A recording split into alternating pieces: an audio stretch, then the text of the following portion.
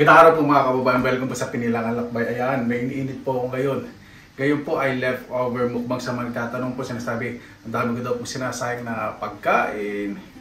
Kahit na sinasabi ko po na tinatabi ko po, nilalagay sa freezer, sa rep. Naway safe po ang lahat. Ngayon po ay magmumukbang po tayo ng mga leftover. O, di ba? Ngayon po muna tayo dito sa aking ref. Pakikita ko po sa inyo para mas okay, di ba? Ayan. Ito po sa aking ref. Kahapon nagmukbang po tayo ng kare-kare. Ilagay ko po muna sa ref po yan. Hindi po direct sa freezer. Kasi inisip ko po na kakain po ako ngayon ng kare-kare. Diba? At pag binabalot po, kailangan, wag niyo pong lalagay sa isang balot kasi kung masyadong marami, para pagkakain kayo per portion, no, di ba? Pag may matira, balik ko na sa ref. And then itong isang natira ko, ito muna. Ang meron na nalalagay sa freezer. Ano ba ba yung nandito? Ito. Ito galing po ito sa freezer. Pag galing po sa freezer yung ano po ninyo, yung leftover, pwede nyo po ilagay sa ref para ma-thaw o ma-defrost. Ito po yung gula local din. Kaya hindi ko muna po kakainin ito ngayon. Dahil may kare-kare na. Ilalagay ko na lang po ito sa freezer. Tapos yung tulya o yung halaan. Yan. Ano pa ba? Ito may sinigang. Iba po kasi nasa freezer na eh. Konti-konti lang naman po yung nakalagay dito. Yan. Ano pa ba? Meron pa tayo pa palang sabaw. Sabaw ng buto-buto nandun. Gusto ko rin po ng supo siyempre. Pag supo po at pinalamig ko po muna sa labas, salay ko po sa freezer. Kasi pag sabi po, aamoy. Sa freezer hindi po siyempre makakontrol yung odor. Yan. Meron tayong supo, kare-kare, tinolang halaan o tulya, sinigang at sabaw. Di ba? Pero hindi ko po siyempre lalantakan po lahat yan. Kukuha lang ako per portion. Parang iba, ito matitira ilalagay ko na sa freezer. At minsan, yung karne po pag bumibili ko, halimbawa giniling, manok, kapag mga discounted, siyempre 2 o 2 days na lang yung shelf life. Kaya po ginagawa ko, ginigisa ko lang o pinakukuluan ko po. Tapos palalamig ilalagay ko sa freezer. O di ba? Para may stock ng mga karne. Walang po anong lagyan at maglalagyan ko po itong natitira sa kare-kare. Siyempre hindi ko naman po ilalagay ito lahat. Yung supo, yung tulya,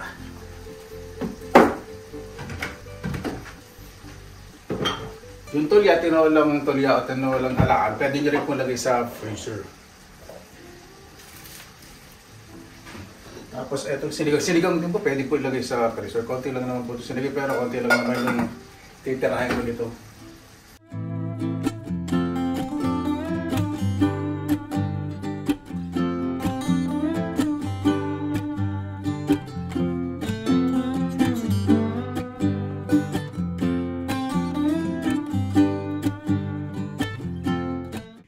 Ayan.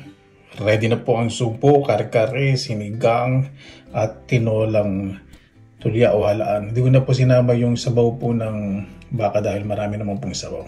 Kaya na po tayo. Mabuhay yan. Maraming salamat na po sa Panginoon. Nagsama-sama na lang po tayo. Naway safe po ang lahat. Bago po tayong pasalamatan po muna natin ang Panginoon. Panginoon, maraming salamat na po sa binigyan niyo po sa amin sa araw na ito na may bawat isa po iligtas. Lalo na po yung mga pinagdadaanan na apektuhan po ng mga sakuna at hindi pagkakaunawaan po sa buong mundo. Kaya na po bahala po sa amin, sinusuko na po namin sa inyo lahat sa kanila ni Jesus. Amen. Ito po natin. Namin ko po ngayon ay soya milk without sugar.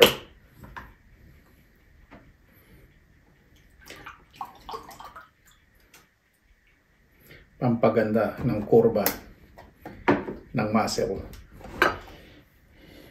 Wala na.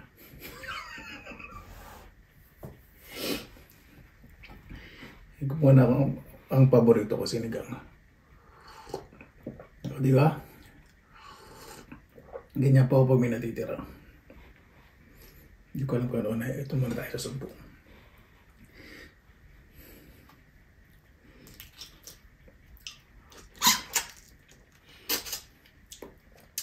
Napakasarap talaga itong nabili kong sugpo na to.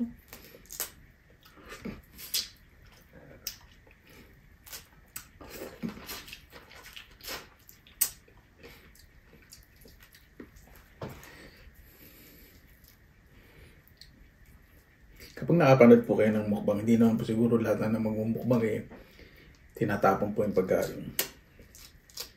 Siyempre may mga kapitbahay din yun, pwede nilang bibigyan. Po talagang lalagay po sa freezer. Sa rep sa freezer.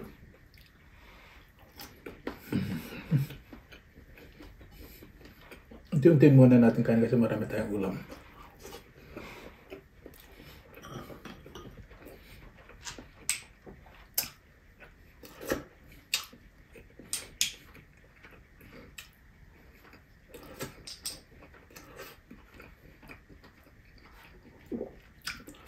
At itong halaan, hindi ko po nilalagay sa freezer. Sarap lang po. Kailangan kasi po ito yung pagsipon na katulad ng mga shellfish. Hipon okay lang. Ay mga ganito po. Kailangan po maubos po agad.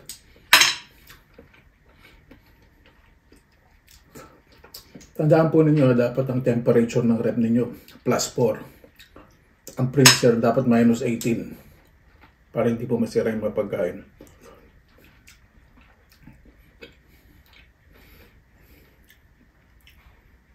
Bakit ko po alam na ganun dapat temperature? I used to work in a reputable restaurants in the field of food industry. Social. Hindi. Pagtrabaho po kasi sa mga restaurants at sa mga kilala po. Di ba? Ng mga kainan. At dito po sa Finland, nagtrabaho pong cashier. Basta, alam mo, nagtrabaho po ako ng cashier before sa Finland ng cashier seller. Kapag food handler, kailangan nyo po talaga malaman yung temperature sa mga pagkain. Hygiene pass po yung exam.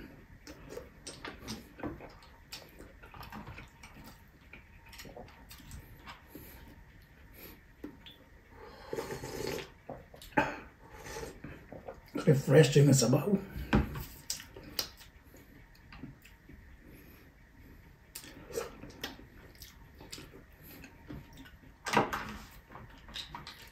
Ang tahong, tulya, halaan. Yan po yan, yung mga tatlo na yun. Pag kumakain po ako, nako, kulang po sa akin ng 1 kilo.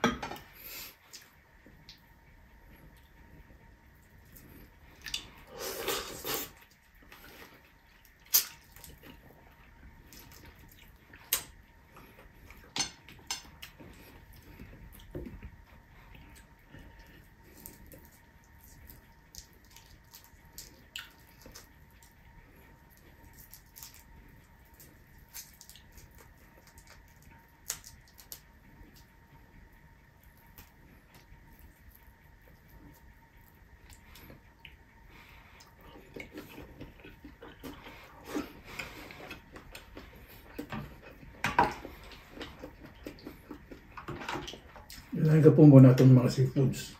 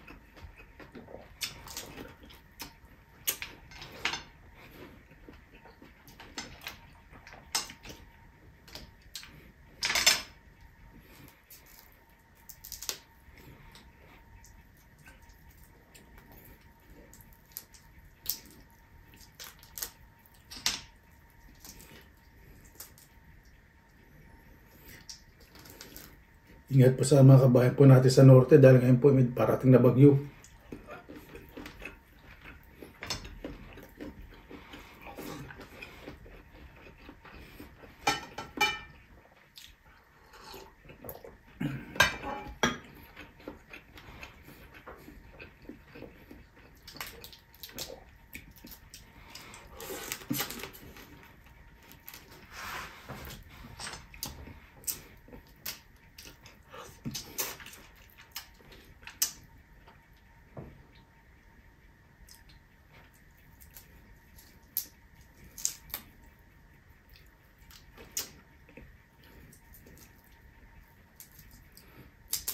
Sa mga tatanong bakit hindi daw po ako tumataba. Kasi nag-exercise po ako every morning pagkagising. Saka hindi naman po 3 times a day yung mukbang ko sa isang araw. Diba? Katumbas ng 3 times yung pagkain ko sa isang araw. Exercise po ako. At uminom po ako na hot water,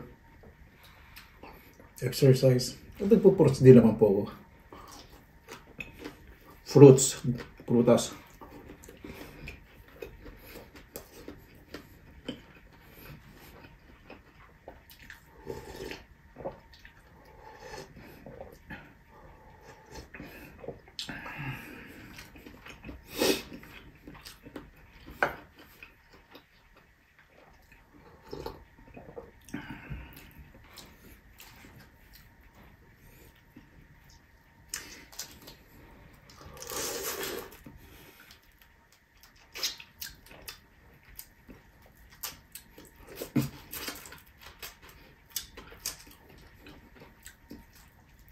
Pag nakakita po ako ng sumpo sa handaan, kare-kare o kaya minudo ako. Yun po talaga una kong susunggaban.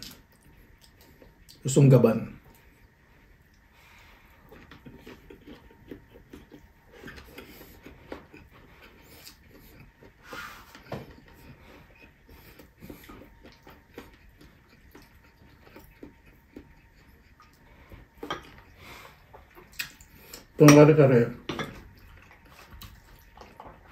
kung may matitira ako ngayon, ilalagay ko pa rin po sa rep. Hindi ko po ito nilagyan ng gata. Iba po kasi nilalagyan ng gata, di ba? Pag walang gata, so hindi basta-basta mapapanis.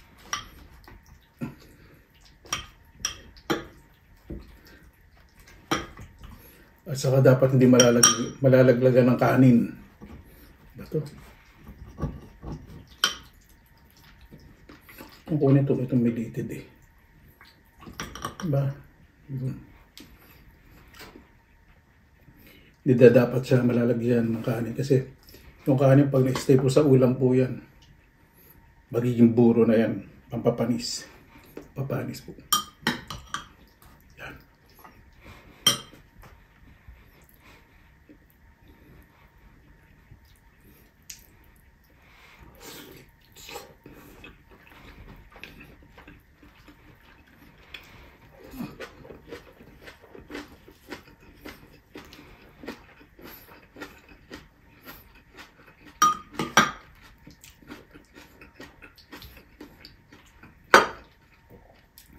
Ang talong, ayoko po sa sinigang, pero gusto ko po sa kare-kare. O kaya prito, o kaya torta.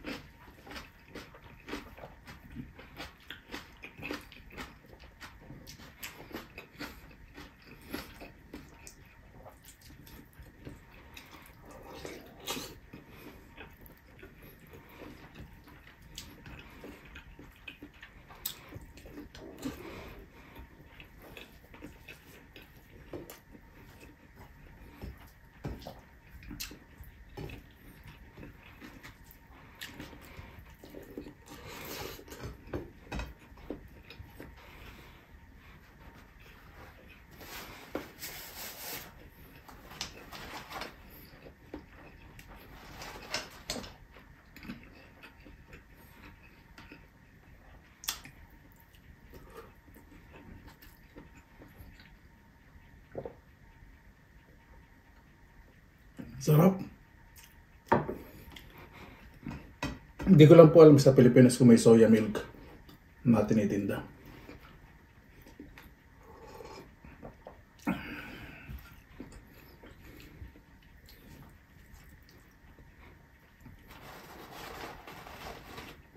Sige na po sa miss ko ah.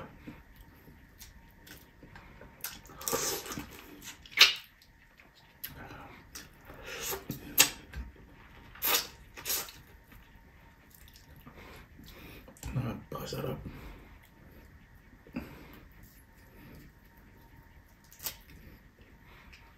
Hindi po pwede mag-aksaya ng ulam, lalo na pang mga ganito. Itong seafood, tapos yung halaan ako. Itong supo, napakamahal po.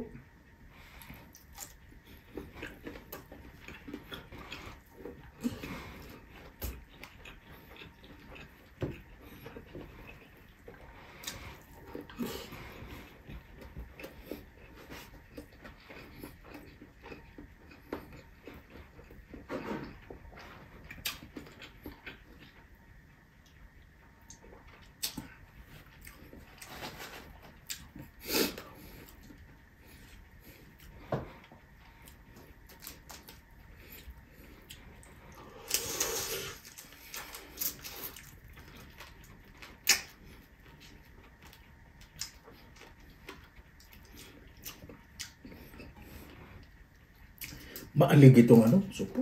Napakasarap talaga.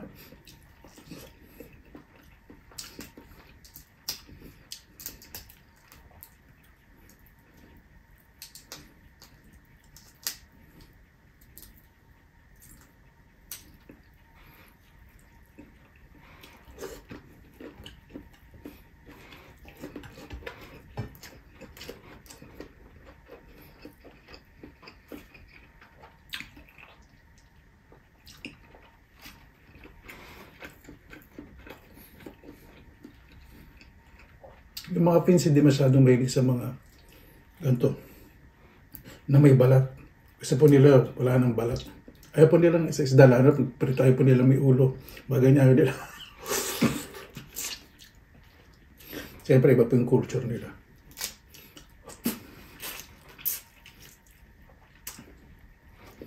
Dahil wala naman nahuhuli ditong hipon.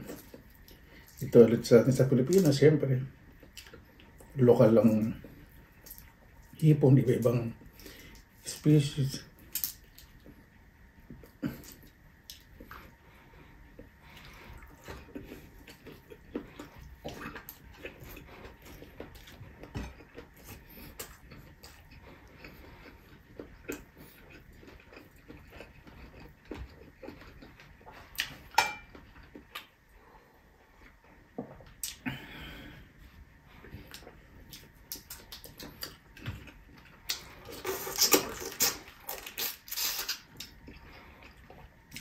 Ang sugpo po,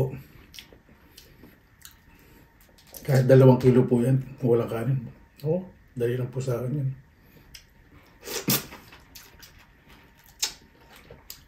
Lalo na hipong suwahe. Naku po. Napakasarap nun.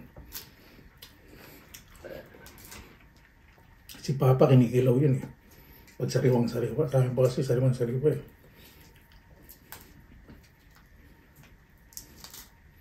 Sa amin po ang tilapia kailangan gumagalaw pag nasa palengke. Pag hindi na po gumagalaw, hindi na po masyadong nabibili. Mas mura na.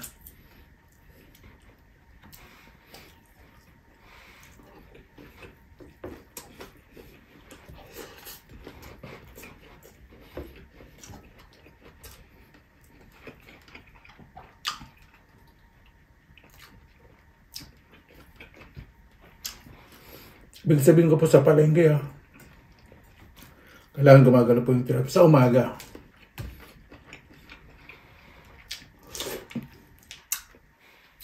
Basta nabibenta po yung mga buhay na buhay.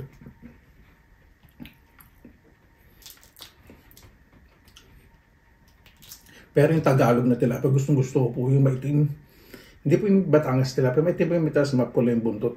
Medyo pahaba siya. Tagalog na tilapia. Paborito ko po yung pangat sa mangga. Napakasarap. Malinamnam po yung tilapia na yun. Yung native tilapia. Talagang Pilipinas.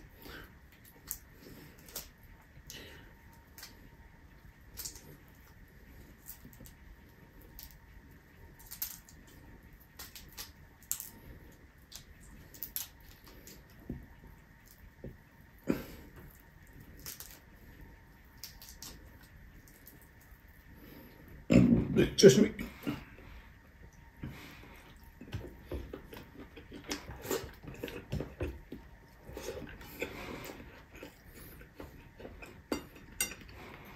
Titira po ang konting kare-kare para mamaya.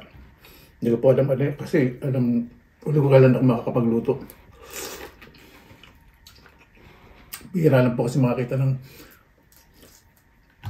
panganang baka dito maka-order. Lagi pong maraming order eh. Lalo ng mga restaurant. Siyempre business po yung prioritize nila yung mga malalang po. Negosyo.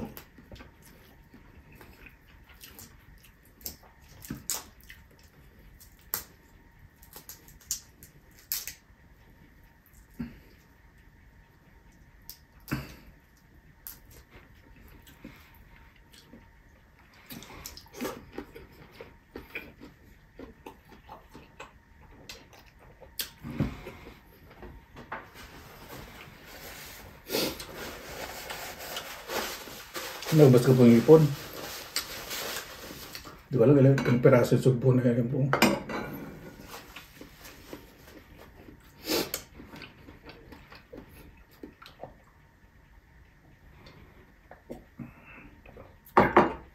Para po bago tayo matapos, pasalamatan po muna natin ang Panginoon. Panginoon, maraming salamat na sa biyaya binigyan po sa amin sa araw na to. Na po yung bawat isa po ay ligtas tayo na po yung malalayo pa sa kanilang mahal sa buhay. Naway ang manaapektuhan po ng bagyo at ang hindi po pagkakinawa sa buong mundo ay makausap po. Napakahirap po talagang mag-move on. Naway ang bawat isa, bigyan po ang bawat isa ng respeto at importansya. Kung may tulong po maibibigay, napakaganda po. Kayo na po bahala po sa amin, sinusukan na po namin sa inyo lahat sa ngalan ni Jesus, amin.